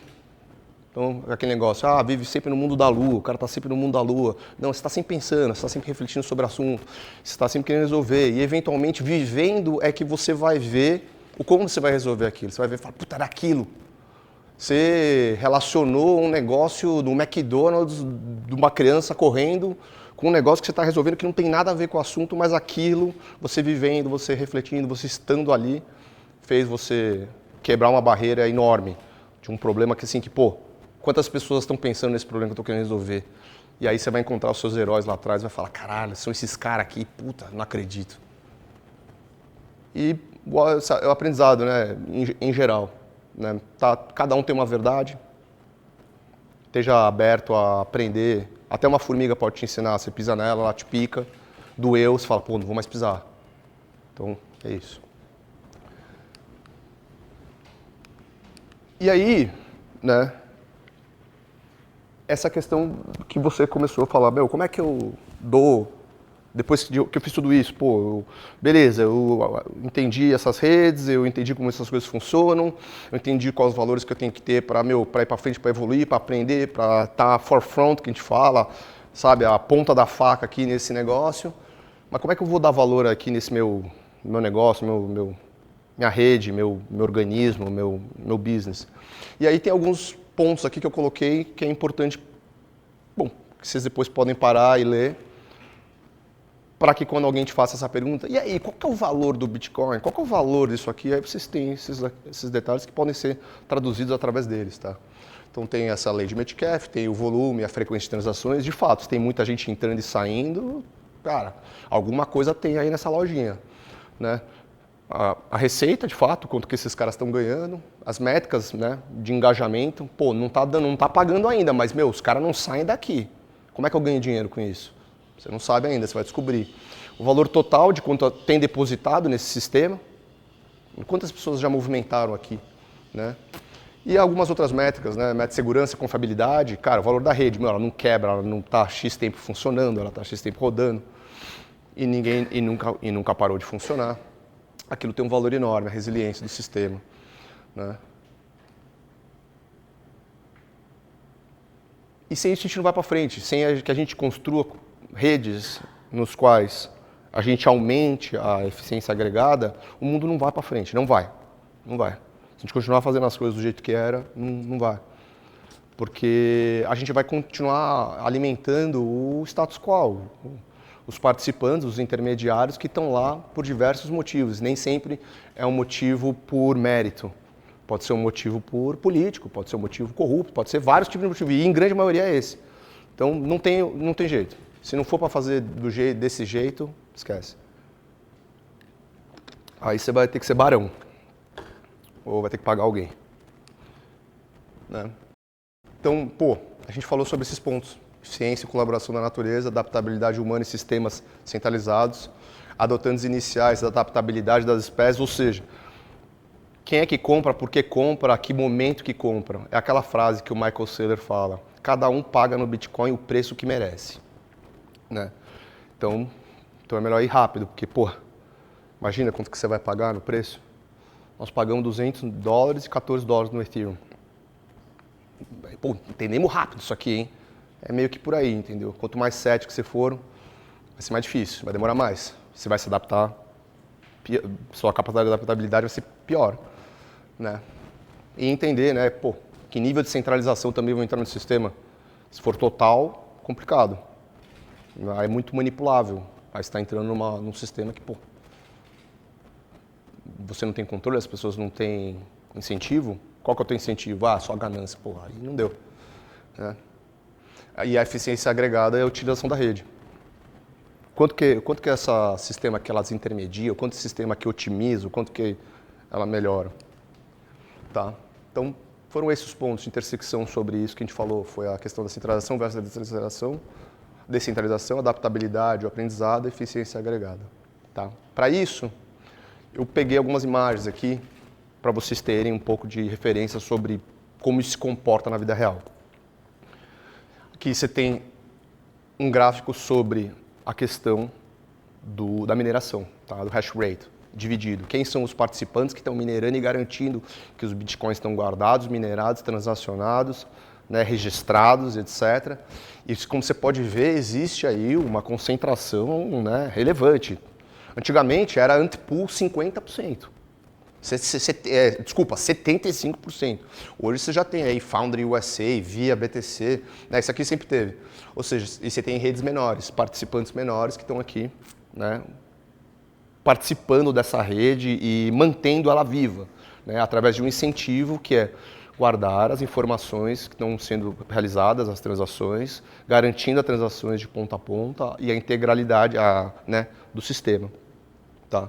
Ou seja, sempre haverá centralização. Se nas formigas são 20% e 30% só que faz alguma coisa, sempre vai ter um grupo de pessoas que vai entender mais rápido, vai acabar tentando, não é tentando, ele vai centralizar mais recursos. Isso é uma coisa natural, né? É bom entender sobre isso. Aqui eu coloquei o gráfico do preço do Bitcoin hoje, isso que eu peguei hoje, tá, Samaj? E o valor da transação. Então esse é um nível de eficiência agregada, né, ao meu ver, desse sistema. É um sistema que você paga numa transação em média 0,94 centavos de dólar para transferir,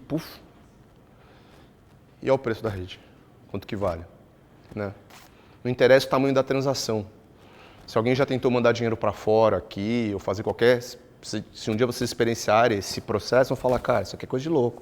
Demora 3 dias, eu pago 5% sobre o valor, 3% sobre o valor, pago o IOF, né, para o governo, etc. Meu, como assim? Eu vou mandar dinheiro, o cara me assalta, o cara é meu sócio na minha casa, o cara é meu sócio no que eu compro para comer, para beber, no dinheiro que eu mando. Esquece, não...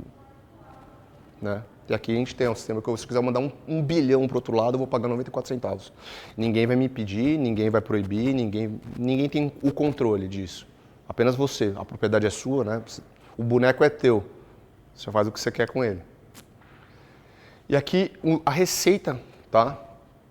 Em média, tá? Por minerador. Então, quanto que os caras, por fazer essas transações, o quanto eles recebem, tá? Então aqui a gente está, 38 milhões hoje, tá? Estão recebendo sobre todas as transações que estão acontecendo. E elas variam, ó, já chegaram a 110 milhões um dia, olha aqui, tá? Por dia. Ou seja, para você minerar e ser um participante, etc., você vai dividir aquele bolo ali. E os caras estão dividindo, ó, por dia, 38 milhões, bum, aí embaixo ali devia estar, sei lá, 20 por dia, pá, pá, distribuindo para todo mundo que está garantindo esse sistema funcionando. Né? Só que eles não precisam ir no escritório, conversar, tratar bem o gerente, falar, ó, tem um amigo lá dentro, o cara vai me abrir um crédito, não precisa fazer nada disso. É só ele ir lá, comprar o computador, montar, apertar, acabou. Permissionless, que a gente fala. Ou seja, ele não precisa ser amigo de ninguém, falar com ninguém, pedir uma reunião, ter uma burocracia, acelera para mim, não sei o quê. Ele não precisa ter esse manejo. Qualquer um pode chegar lá e participar dessa rede. Isso tem uma diferença brutal, o nível de democratização que isso traz. Aqui o network value, né? Qual que é o valor do Bitcoin? Ó, é aqui, ó, o valor por transação. Então é um ratio sobre o valor do Bitcoin e o número de transações que o cara recebe. Então tem aqui esse gráfico, ele tem em tempo real. Tá? Depois eu passo aí o site, se vocês quiserem. E o número total de Bitcoins em circulação e o valor dele total da rede. Tá? Que hoje está totalizando aí 19 milhões, né, verdade? E o preço, mas calma aí, o total, market cap é aqui, pronto, 1,5 trilhão, bilhão, 400. Tá. Então, pô, é um negócio que a gente saiu daqui, ó, que foi quando a gente começou, né, o Atomic começou, e é onde ele está. Então, ao longo desse caminho aqui, foi um longo caminho, de muito choro e muita risada, mas, pô, hoje você vê aí.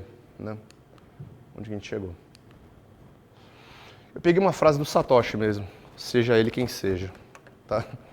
Então, a cadeia de Proof of Work, que é o seguinte, o Proof of Work são as máquinas trabalhando, eu provando, né, assim, eu trabalhando com elas para garantir as validações, né? As validações, guardar o sistema, etc. Então, a frase é o seguinte, a cadeia de Proof of Work é uma solução para problemas dos generais bizantinos. Ela alcança consenso usando o poder de CPU. Não há votação ou outro esquema corruptível. Ou seja, qualquer votação na cabeça do cara já era esquema.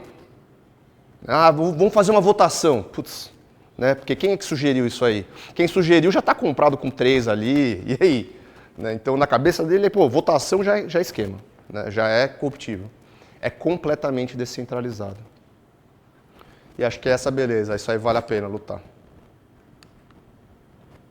É isso, pessoal.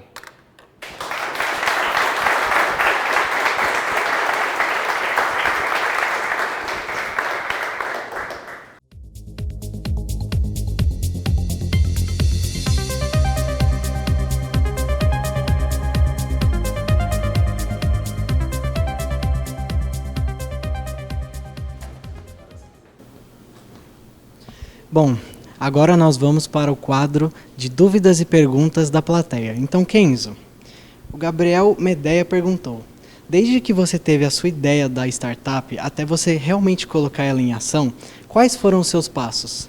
Como que implementa uma ideia de startup? Pode falar? Tá. Assim, eu acho que são alguns pontos, né, que quem vai passando sobre essa questão de startup vai pegando, que é que processo que eu estou melhorando, único, que ninguém está fazendo e que realmente, né, vai trazer uma melhoria para o consumidor, seja ele de preço ou, né, um daqueles fatores de valores, valor dessa rede, desse sistema. Esse mercado que eu estou endereçando, essa solução, ele é um mercado grande o suficiente para eu estar aplicando essa tecnologia? De nada adianta você montar um puta sistema, etc., num mercado que é minúsculo, né? Ou mercados que não existem, né? Mercados que têm um grande potencial que não existe, que de fato precisa dar vazão. Realmente tem um problema ali, sabe, a água está caindo do teto, ali você precisa tapar aquele buraco e, pô, tá caindo muita água. Pô, interessante. Então, acho que você endereçar a solução do seu problema para um mercado gigante, né, bilionário, e você está resolvendo um problema, aplicando aquilo para resolver de fato, né, dar uma solução para esse cliente. Acho que esses são os pontos para começar. Agora, sobre a questão da execução, é de fato imaginar o primeiro processo que você vai resolver, o mais simples possível, né, o MVP que a gente fala. Então, é o menor, que processo que eu consigo fazer mais rápido aqui, que eu já consigo criar uma dinâmica e trazer o mínimo número de usuários aqui. O Minimal Viable Product, qual que é ele? Então, beleza, vou desenvolver. Com quem que eu vou fazer isso? Né? Não adianta, né? Pônei de um One Trick Pony não dá, e também não dá para você chegar lá, né, totalmente só você. É importante que você consiga montar um time que seja capaz de executar essa tarefa e que todos tenham, né, consigam ter alinhado os seus skills, né? Pô, boas ideias, boa execução, boa programação, bom design, né? Montar tipo um dream team. Acho que isso é básico, né? E para montar esse time é a confiança. Quem que eu confio, acima de tudo, tem a linha dos Navy SEALs, né? Que é capacidade de execução e confiança. Dependendo do limite da execução de alguém eficiente, né? Assim, o cara é um gênio brilhante, mas o cara, mano, não dá para confiar nele. É marginal aquele ganho. O cara pode ser muito bom, mas ele não vai fazer. Uma andorinha não faz, né? Não faz venda, não faz chover. Então, no limite é esse equilíbrio. E está todo mundo comprado na ideia final, no objetivo final, no gol final. Olha, nós vamos chegar aqui, nós vamos chegar nesse ponto aqui. É isso. O Eduardo Pires perguntou: qual foi o maior desafio que você enfrentou na sua área? Cara, na minha área a gente teve vários desafios, tá? Acho que a gente teve o maior de todos eles. Eu acho que é a questão mesmo da parte da execução, né? Você ter um produto que para de pé. E para de pé de verdade, assim, ele aguenta operar 590 mercados, etc. Né? Com um pouco de, acho que esse é um grande desafio. E aí outros desafios vão acontecendo ao longo do caminho, né? Qualquer banda, assim, é uma administração de negócio, né, e pessoas. E no limite, né, os sistemas, eles são, né, 1 mais 1 é 2. Os sistemas, eles falam, no final também são a questão das pessoas, ou como você lida com isso, com o time. Né? A gente vê muita banda de rock dando sucesso aí, o vocalista vai embora. Não pode, né? A gente tem que dar um jeito de fazer com que as pessoas se mantenham juntas, unidas, pé no chão e para o gol final.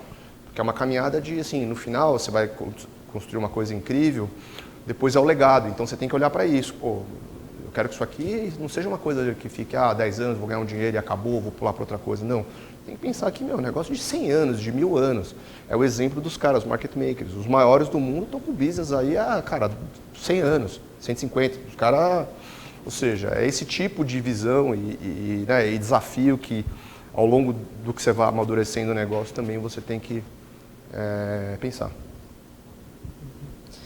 O Enzo Ambrosio perguntou: qual que é a sua visão sobre a adoção de criptomoedas como moeda oficial em países, como o exemplo recente de El Salvador, que além de adotar o dólar como moeda principal, também adotou o Bitcoin?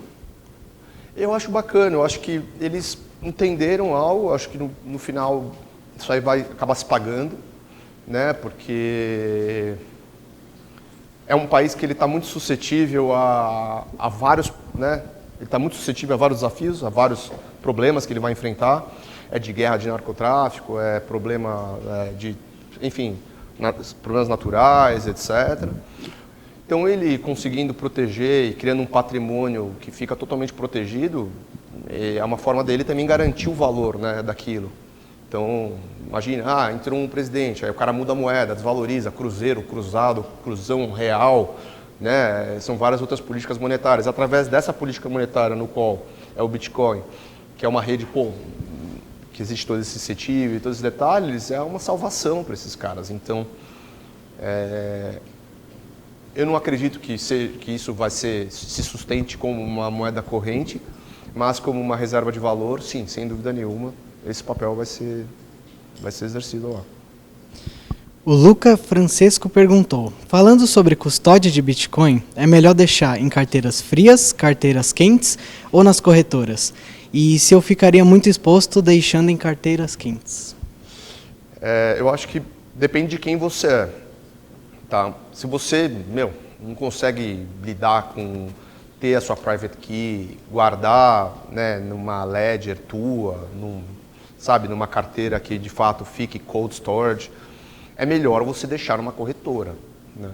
Porque, perdi. Putz, perdi, né? O que a gente vê de gente que perdeu é absurdo. Puta, perdi a senha, tomei uns goró a mais aqui, não sei mais de nada. Foda. Né? Então aí deixa algumas corretoras de confiança, etc. Mas aí também começa a vir aquela questão do valor, né? Comprei um Bitcoin, valia 100, hoje vale 1.000. Não é melhor eu deixar X aqui, X ali? Então, essa distribuição de risco que você vai criando ao longo do tempo, ela vai também regendo como se lida com aquilo. Olha, deixo em quente, deixo 10. Em fria, eu deixo 100. Coisas que eu nunca vou tocar, guardado no cofre, etc., eu deixo 1.000. Então, você tem lá a distribuição de como você vai fazer. E no final, você também precisa usar o negócio, né?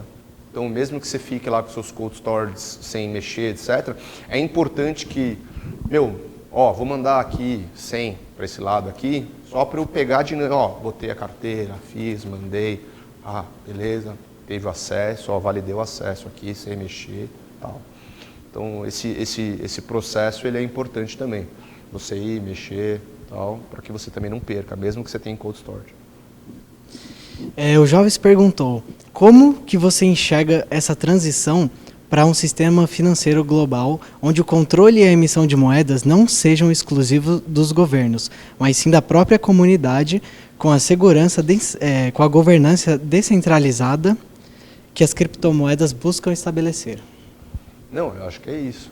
Acho que o caminho de DAO, de você criar organizações autônomas, no qual os participantes já têm regras pré-estabelecidas e que as pessoas consigam, né, elas mesmas criarem as dinâmicas dentro dela. Quero entrar aqui, quero começar a programar para essa blockchain.